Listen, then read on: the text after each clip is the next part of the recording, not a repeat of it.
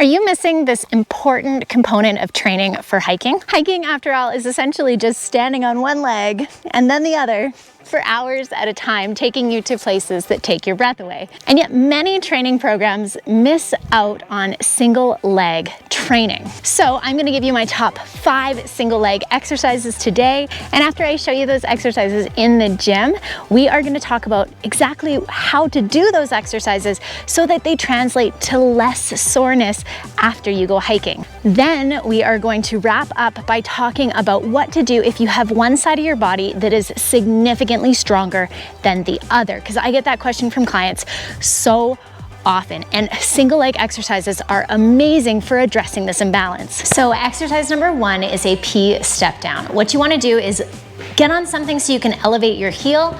I like to use a rolled up cloth or a sweater, so I'm going to put that here. I'm going to pop my heel up on it, so now I'm in this elevated position through the heel, and from there I'm going to just dip down that first little bit and then come on up. The P step down is basically training this exact movement, but it also targets your VMO. Exercise 2 is a lateral step up. Starting on the side, heel stays down, step up. I can add weight to this one for sure, either in my hands or on my back using a barbell. Lateral step-ups have about the same amount of glute engagement as a forward step-up, but they give you the extra benefit of training your plantar flexors more as well. But I wanna make sure, whether I'm adding weight or not, that I'm using my top leg to do the stepping for this particular exercise. If I wanna make this bad boy higher and harder, work through a greater range of motion, I can drop this back leg down so that I'm mainly leaning on this front leg and then stand up nice and slow. One common correction I make with clients for step-ups is you want to make sure that your shoulders and hips are rising at the same time. Often I'll see people step up here and then here. And although that's still building strength in some muscles, it's not as relevant to hiking up a mountain. Exercise number 3 is a lunge. Now, lunges are amazing because you can modify them in so many different ways. I can go a really huge distance apart here for my lunge, or I can go really close together. I can have my feet basically in line, or a curtsy lunge where they're crisscrossed, or I can go mad far apart with my lunges. If you're just starting out, I would take that lunge to half depth. I'd start with your feet kind of 3 steps apart, sink to half depth, and come up nice and strong. If you've got knee pain when you lunge, you might be too far back here. And so I'm gonna get you to try and let your knee come over your front foot and come up. But the nice thing about these is you can progress both the distance of your lunge and the weights that you're holding as you get strong. Exercise number 4 is a carry. Any kind of carry is gonna be amazing for helping with your hiking strength. What I want you to do if you try them at home is to start with the same weight in either hand and to video yourself.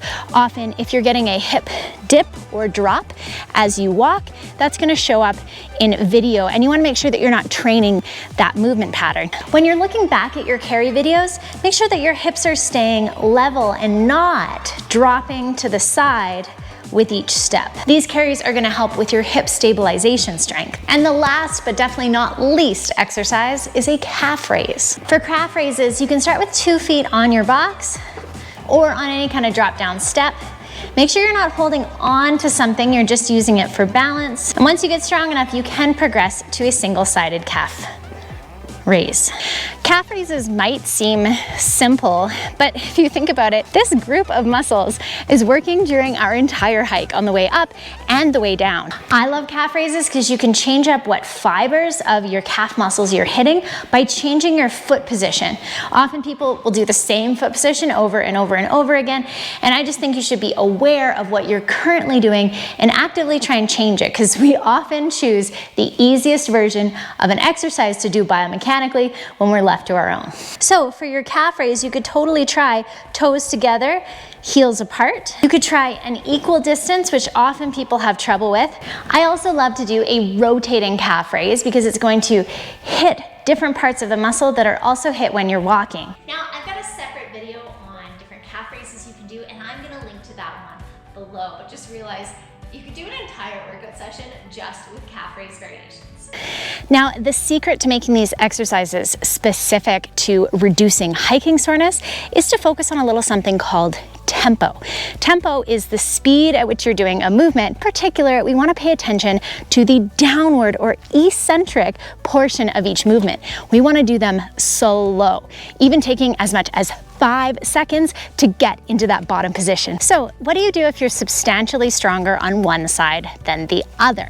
Well, when my clients ask me about this, I'll often customize the advice I give them based on their goal.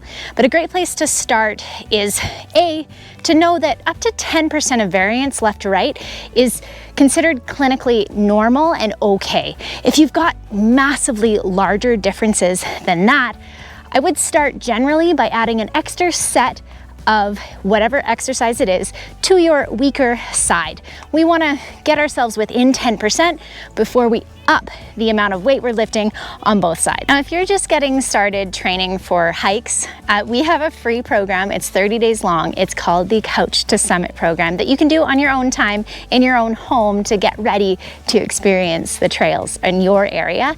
And if you're looking for even more help and advice, we also do coaching programs. We have an 8-week hike ready program that we run every year. And you can always reach out to me if you're training for a huge goal and you want some customized one-on-one support. Incorporate these movements into your training. Let me know which was hardest for you. And most importantly, build up your fitness so that you can interact with the world around you. I hope you have a wilder week, and I'll talk to you guys soon.